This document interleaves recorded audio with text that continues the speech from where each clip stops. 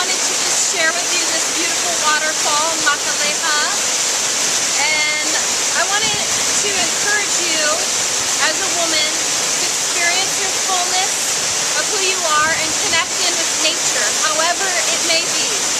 Get a sister or a few sisters together or solo journey and just go into nature and commune with our mother and listen to her and hear what she has to say and cherish every moment. This fills our hearts and our beings and ourselves to be who we are in our fullest.